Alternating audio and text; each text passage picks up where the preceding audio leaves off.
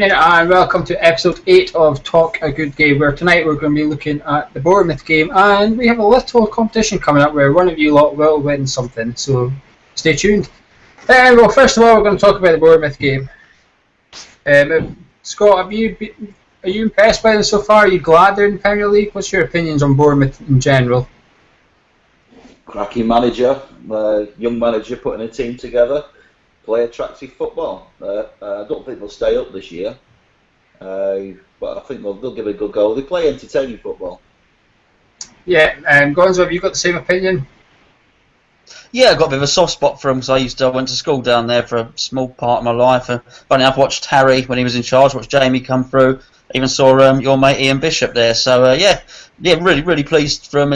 I'm just a bit of a shame we get the. We don't get the away fixture in the middle of the summer, really, because it would have been a nice day out, wouldn't it? Yeah, indeed, it would have been. I'm a big admirer of Bournemouth, and I really think I was actually a little bit of me kind of wanted us to take a punt on Eddie Howe in the summer. I thought if there's a young manager out there I wouldn't mind taking a punt on, it was him. They were unlucky against Villa. They got beat 1-0 at home by Aston Villa. They could have had 3 or 4 before Villa scored. Then last night they played Liverpool, and well, there was the offside goal. They had a goal disallowed within a few minutes of the game, but they went toe to toe with Liverpool at Anfield. They certainly didn't set up to take the point. They were looking for all 3, and they came close a few times as well. One thing they did do last season, Scott, is they scored 98 goals in the league. Wilson got 20, Ritchie got 15, and they've also added Max Gradel, who got 17 over in France in League One. They haven't scored this season yet, but are you a little bit worried that they're going to break their duck at Upton Park on Saturday? Yeah, just the style of play. I like it because they've come up and they've still got that ethos that they've come up with. Very, very fast. Very. It's football, isn't it? They're not just oofing balls in there. It'll come from. I just hope it doesn't come against us. Gonzo, they played against Liverpool. I suppose on last season, they're very efficient on the wings, and they added Max Gradel to that, as I mentioned. That puts Max Gradel on one side and Ritchie on the other. Leicester caused us problems in the wings on Saturday, don't you think? Do you think, or are you worried for Saturday afternoon when Bournemouth start coming down the wings at us? Well, we were linked with Gradel for every season, or for as long as I can remember. He was at Leeds, wasn't he? Ritchie on the right wing scored a lot of goals last season. Is a very, very good player. I'm less worried if he sticks with the same team. He's not played his new signings. They paid 8 odd million for Mings, and he got Distan probably on a free from Everton. I think he's probably, if anything, Howe has been guilty of being too loyal to his players that have done the business for him so far. But I think if he perhaps brings those guys in, I'm not overly worried. If we can't beat Bournemouth, then we do have problems. I think we're gonna win.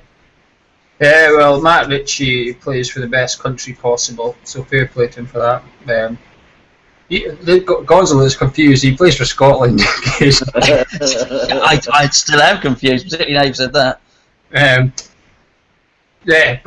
Looking at our team, Scott, is there any changes you would like to see Bilic make from this team that started against Leicester? I take on board that they are going to play a similar type of football to Leicester. One thing that worried me was, like I said, I think we lost it in midfield. Our midfield was being pulled around by Leicester, and if he doesn't plug them gaps, we're going to get the same again. You had midfielders plugging in for defenders out of position. We were just getting pulled about all over. I know I said it last time, and I don't get this format of the way that we play. I don't think our players know where to play in it, and I think it's very easy for fast teams like Bournemouth, like Leicester, the way that they play to the strengths, down the wings. It pulls us about too much. I'd like him to have a more solid midfield, and for that midfield, I like my midfields to hunt. I said it on the forum. I like them to hunt like wolves. I want them just to be able to put pressure on that ball. What are you laughing at, Gonzo? I don't know. Hunt like wolves, I guess. I don't know. not Wolves, the football team. I just like if that ball's there, I like my midfielders to put pressure on it and to put You want them to press in a pack, press as a unit. Pack is the word I was looking for. Wolf pack. Yes. The one thing I will say against that, though, is I know you don't like the midfield, and I'm assuming you're slightly referring to the narrow diamond we're playing. That narrow diamond got us into the top 4 by Christmas last season, though, so it can work. And I would say we've probably got better personnel to do it this time round than we did last summer. We had Downing. I think we've upgraded on Downing. I think we can all agree on that. Maybe we're missing Saul. We don't know, but hopefully we'll find out. Gonzo, is there any changes you want to see? I know we picked up on Jenkinson last week looking a bit unfit. Are you hoping that, would you change him or would you just leave him in hoping that he can maybe last a bit longer than half an hour this time? It wasn't half an hour, I said before, he was unfit from the start. It depends how much work he's put in. He went to the under-21 tournament, didn't he? So, I don't know, I'm not one of these medical guys, but I mean, it depends, can you get match fit in a week? I don't know if he can. I certainly think he'll be much improved on what he did last time. I'm not so sure. I'd like to see Obiang come in because I thought his little cameo was a bit more promising. There's nothing wrong with Oxford taking a step down for this one. We don't have options. I would have changed the dynamic of the front two probably. You're surprised. I possibly would have dropped Zuri, different dynamic with Sacco up front. But the only other opportunity is Maiga, so we can't really do that. To be honest with you, the sooner we get a striker on board, the better. Yeah, well, we played the under-21s had a game midweek, which they lost 2-1 to West Brom. Lanzini started that game, so maybe take that as maybe a hint that he's maybe not going to start on Saturday. I think we just have to stick with Jenkinson. The only way he's going to get fitter is by minutes. But Bournemouth tend to look like they were playing like a 4-4-2 against Liverpool, and they were using their pace of their front two a lot. They were looking to get that ball in behind every opportunity, and it caught them out a lot of times. And that worried me because Vardy did that to Reed quite a lot. He was using his pace a lot. That's my one worry. But I'll go back to what Gonzo said. This is a game we'll have to be winning, regardless of who he picks. I would like to see Oxford play because I think he will almost be like a spare man against Bournemouth if they play a flat 4 across midfield and we've got Noble and Koyate in there with him. One of them are going to be spare, so he should get plenty of time on the ball like he did against Arsenal. I think the game passed by him a wee bit on Saturday in the first half. I felt a bit sorry for him. I don't think he was involved much, and I don't think it was overly his fault. But what we're going to do now is go and listen to our Bournemouth fan with our feature, Who Are You?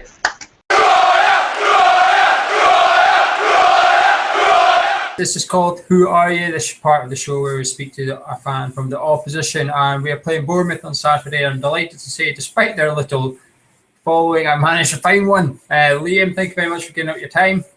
No worries at all. Do you want to tell us a little bit about yourself? Yeah, sure. So I'm Liam Grace. I'm from Bournemouth. I'm 19 years old and I'm a student.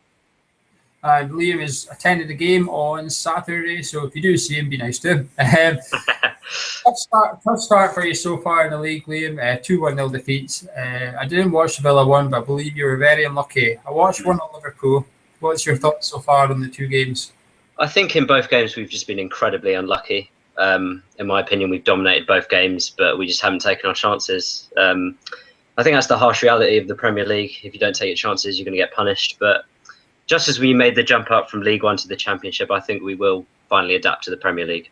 So, yeah, you were definitely lucky on Monday night at Anfield. You had, in my opinion, a legitimate goal ruled off, and then they obviously had their controversial offside one go against you. Rubber being in the Premier League against the big boys, I'm afraid. We've witnessed it plenty of times as West Ham fans. What's your thoughts on staying up? Are you confident, or are you a bit worried? Do you think maybe we might have to go down in order to come back up and come back as a more established side?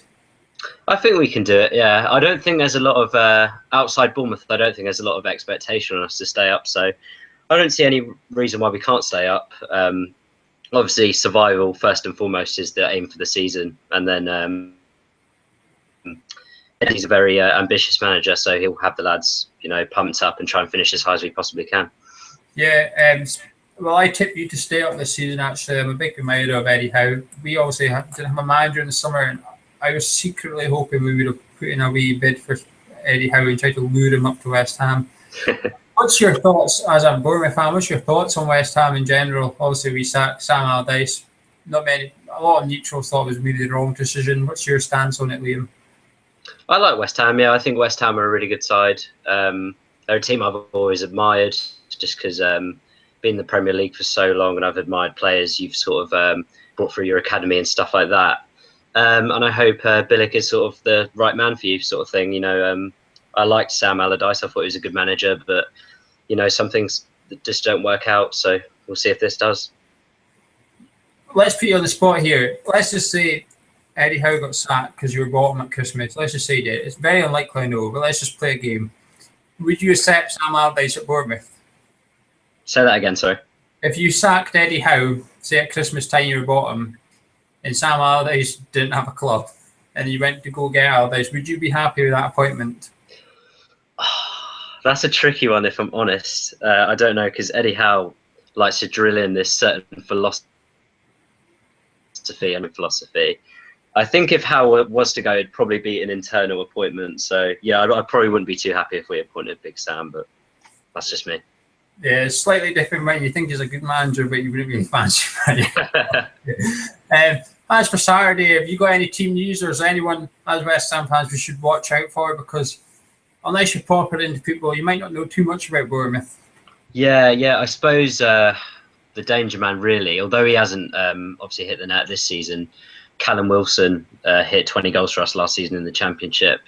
There's no reason why he can't find that sort of form again this season. But like I said, he's still looking to get off the mark. Matt Ritchie's another player to look out for, a winger for us.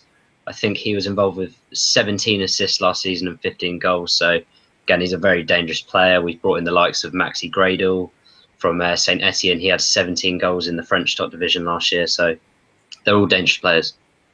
Yeah, the one player that I liked on one day, I've never heard of him, was your left back, Daniels. I thought he was fantastic. And if he plays like that, I think you might get a bit of joy down that left-hand side because I think that was our weak point last weekend. So if he has a good game, you might get something. But thank you for that. We're now going to finish off with our quick fire round, which is a bit of fun, Liam. So are you ready? Stanza, yeah. Thinking time. Would you like to win ugly and stay up, or play beautiful and go down? Win ugly and stay up. Harry Redknapp or no Harry Redknapp? Harry Redknapp all the way. West Ham or Tottenham? West Ham. Yes! Yeah! Matt Ritchie or Max Gradle? Matt Ritchie. Stone Roses or Oasis? Stone Roses. Highland Spring or Volvic Water? Volvic Water. That's just ended on that. But anyway, Liam, thank you for giving up your time. No worries. I hope you enjoy your trip to Upton Park. And if anyone does see you from the forum, hopefully they'll buy you a drink.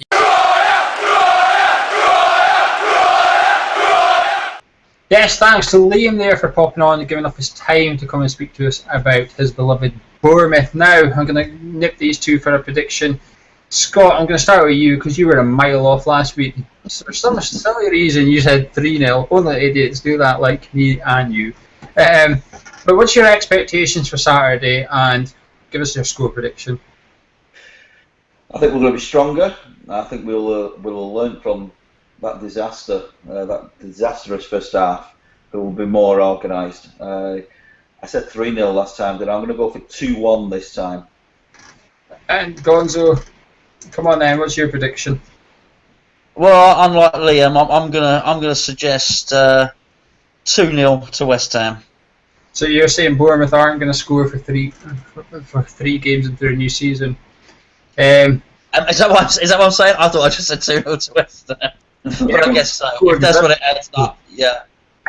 I'm going to go for a mixture and say 3-1. I think Bournemouth will get a goal, but I've got a feeling that I think Saturday's defeat can be a blessing. I think we were all getting a bit carried away with the win at Arsenal. There was a bit of, well, hey, this is going to be an amazing season, and I think this was a slap in the face, and I think we might have needed it, and I think the likes of Bilic might have needed it as well, and he might have seen a different side to some of the players. I think Oxford might take it as a a massive learning curve, and he'll come off that pitch knowing he struggled. But if he played 3 or 4 games and was really good at them all, you can't get too confident, and it's the last thing that happens. So I think Saturday can be a blessing as long as we pick up the points this Saturday. But one position we haven't spoke about, which there's going to be a change, we can't help it. Adrian's appeal was turned down today. He's got a 3-game ban starting on Saturday. Gonzo, Randolph will be in between the sticks unless we sign a keeper, but we'll come on to that later. He let in 16 goals in 3 games against Bournemouth last season. Do you think he's going to be a little bit worried, and are you going to be a little bit worried? Yeah, I think you might have to do some editing and some cutting and pasting because I'll go back. So let's just go back to where you asked me. I forgot about that. You asked me what the score was. So I'll go 3-1 to Bournemouth, Alan. It's terrible, isn't it? It's a real worry, to be honest with you. I'm not convinced with him at all. We seem to speak about it. He's barely played yet. We seem to speak about him every week on here. Obviously, Scott is not impressed with him. Yeah, it's a real worry. The defence are going to have to be really, really on their toes to protect him. I think that's our best. What we really need to do is stop. You talk about the wingers. We need to stop crosses coming into him because we do not need to see him coming and trying to catch crosses. I think even if we pulled our finger out and we were to sign Rob Breen, which is the rumour, we're not going to get him on board, signed up, medical, signed on the dotted line before Saturday, are we? So I think whatever happens, we got Rudolph. So because Randolph's in goal and you forgot about it, you think we're going to score an extra goal as well? So no, Bournemouth are going to win 3-1. Oh, what? No. Well, Scott, come on. We know you're a big fan of Rudolph, so I'm not going to say have your minute of slating Rudolph again. But do you not think this is his chance? You must want to see him do well, though. I want to see him do. Like I said, I want to see everybody that puts a West Ham shirt on. You know, I want him to do well. Unfortunately, I'm a realist as well, and he's got a pass, and I've seen him pull one of our shirts on. They're very fast. They get down the wings. They put crosses in. I just hope that he's told to punch and not try and catch, and just basically get us through that game. I really hope I'm eating humble pie next time I'm on here and saying, actually, he had a fantastic game. That's my head talking, that's my heart talking rather. My head saying, this lad shouldn't be our cover. He's atrocious. Well, I'm just going to remind you, when Adrian first replaced Jaskalainen, he didn't exactly set the world alight, did he? And he's come on leaps and bounds, and sometimes you just need that run in the team. You need that bit of confidence. You need to, he's probably going to be nervous. Stepping up from Birmingham to West Ham is a big change. There's probably a bit of nerves about it. I'm not being his biggest fan watching him, but I've got faith that we signed him for a reason, and that reason is someone respected at the club has seen something in him to take him to West Ham.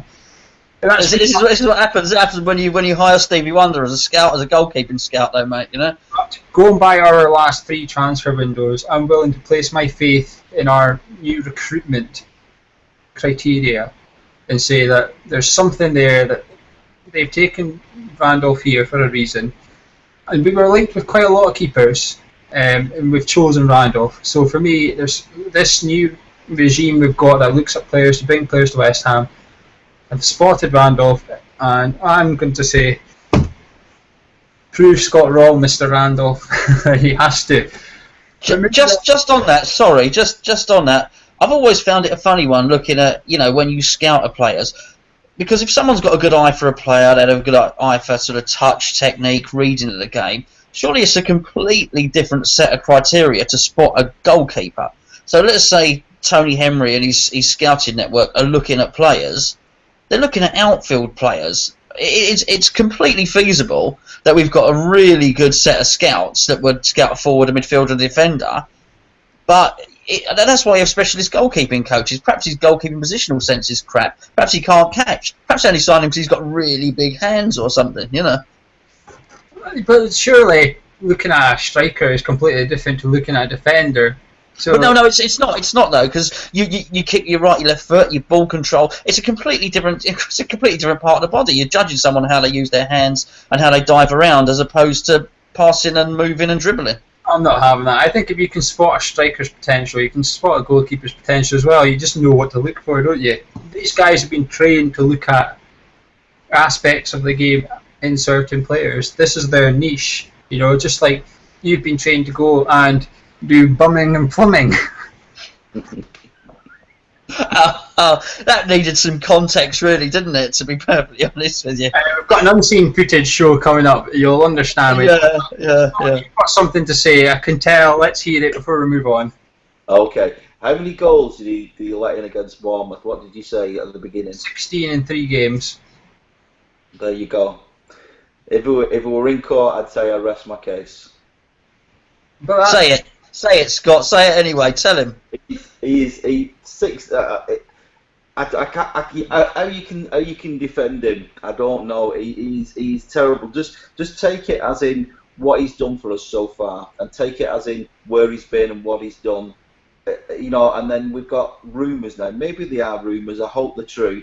That even the club's not that convinced. They're looking elsewhere. They're actually saying the situation that we all dreaded has happened, and this goalkeeper that we were going to put in for the odd cup and the odd bits and bats here and there, he's actually in our Premier League team now, and we've got the potential to lose 9 points.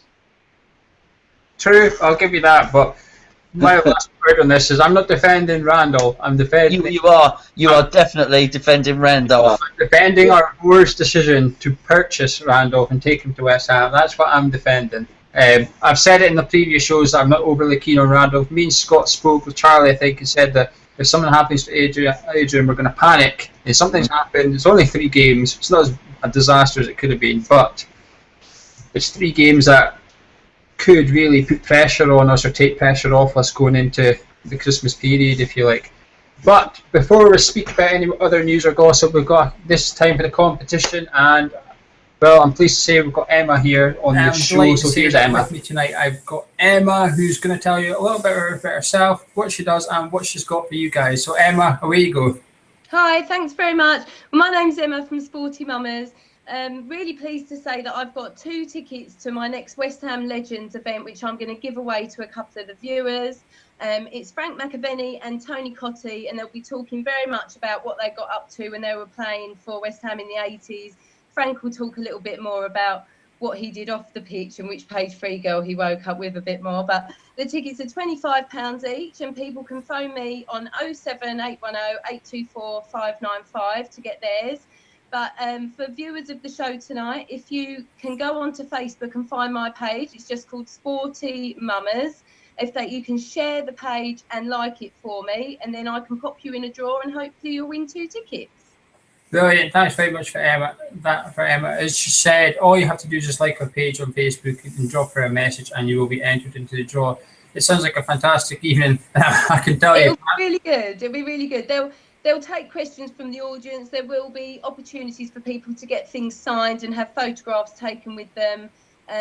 They'll talk at length about quite a few things that not a lot of people would have known about, things that happen behind the scenes. So it's really good for any West Ham, for any football fan in general, really will enjoy it. But obviously better for West Ham fans. I can definitely vouch for the Frank McAvenny one. I've seen a couple of his. He's really fun. He is absolutely brilliant. He's got some right crackers of stories there. It's a good laugh as well. But Emma, thank you very much for giving up your time and also those tickets to one lucky bugger who's going to be dotting along free.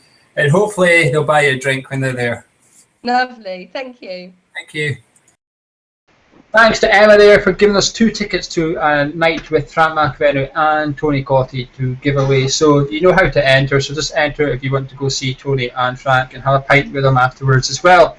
Now, just to quickly recap some news and gossip, we've got an interview with Julian Dix on the forum from Betway, so pop on there and have a look. It's really worth watching. And by the time you're watching this, on Wednesday, we've got an interview with Village from Betway coming up as well, so they're both well worth a watch. Now, one striker we have been linked with a lot. Hernandez seems to have quieted down. Austin's still bubbling about the surface as per But we've been looking over in Turkey at Yilmaz. Scott, fantastic record in Turkey with Galatasaray. 30 years old though, it's quite a lot, 7, 8, 9 million, depending on where and what you read and who you believe. What's your thoughts on him? Yeah, I mean the experience is there. He's been there, he's done it. We need to be in this league. We need to be in this league at the end of this season. We need to be in there for the money. So they need to be pulling the finger out quickly, getting somebody in, and he fits the bill. I like him. Like we've got a guy that he can poach. We need somebody. I'd like somebody that can play a little bit and make a chance and fit in with that and sort of leak in with the midfield a little bit. So yeah, he's as good as any name that's been put out there for us. We've been putting for everybody. He's banged him in the Champions League. He scored heaps in the Champions League actually, so it's well worth looking up his record if you're not overly keen on him. Gonzo, what's your thoughts on him? If you have I was just about to look up his record as you suggested. I've never heard of the fella, to be perfectly honest with you. I don't even know why you get me on this show. For what it's worth, Gonzo's not on social media and he's been on the holidays, so he's not really up to date with the gossip, if you like, apart from that Rudolph's playing the next 3 games. But Gonzo, I'll ask you the last question. The window, still got a couple of weeks to go though. Are you getting nervous? No, I'm not nervous. I've got... What you said was mostly right earlier. I was just making the exception, being a bit mischievous with the goalkeeper situation. I do trust the board. I do trust the scouting policy. I'm absolutely adamant that Song is coming in. Might be one of those little deadline day things. Song's coming in. That's for definite. I've got a feeling. Well, we're going to get 2 players. We're going to get Song or another midfielder. And we're going to get a striker, probably Negredo, I think. And I've just got a little inkling there's going to be one more little surprise guy coming in. You know, one probably on loan, left. You know, someone that's not even been mentioned, possibly a wide player. Well, so no, not nervous at all. Our board do like transfer deadline day, so if we get Song and a striker in before then, I'm pretty certain we'll see something, because there's no way Sullivan and Gold are going to sit there on transfer deadline day and do nothing. Their fingers will be twitching to get involved. You know what it's like. We'll probably get a "don't go to dinner" tweet from David Gold though, since the transfer deadline shuts at 6 o'clock. Don't go to dinner. Yeah. Gonzo, because you're not on the social media, you must have heard about the tweet "don't go to bed." Yeah, but you said don't go to dinner. That's because the transfer window deadline's been brought forward to 6 o'clock. Who's got their bed at 6 o'clock? A supper, isn't it? Well, this joke has fell flat on its face. Scott, you're chuckling away at my joke there. Thank you. I know you're chuckling away at Gonzo's, but shh. But anyway, guys, thank you very much for joining us on episode. Gonzo's found that I'm going to have to disable this effect for you. You're a big kid.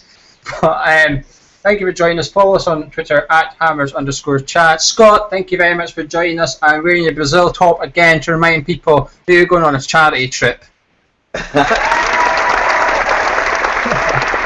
I need you to go onto Twitter. I need you to direct message me. Everybody's got a kid. Everybody's kids grow out of kits. You've got old kits there. Send them to me. I'll take them to Brazil. And kids that have got nothing can wear your. I'm not bothered whether you're 2nd Division Conference, Unibond. Just send them. And if it's an incentive for West Ham fans, I've actually got a full Arsenal kit at the moment. Not nice. I've got something I could use that kit for. They've been really good with me. Aye. Well, thank you for inviting me on. That's no bother. Yeah, Gonzo's going to use that kit to replace his curtains. But Gonzo, sneak preview! But Gonzo, thank you very much for coming on again. No, you're welcome. I just want to say, with regards to what Scott was saying, I'm not sure if you discussed this one as well, but if you go and look on hammerschat.com, you have to scroll down a few stories. You actually see what Scott is doing out in Brazil and seeing his charity works, and it's really good, and it's definitely worth having a look. Yeah, well, I'll tweet about it as well. I'll tweet Scott's article out a few times over the week, so if you're watching this thinking, well, this show's took a weird turn, you'll understand when you read it. It is a fantastic cause. But anyway, that's it for us, guys. Thank you very much. Good night.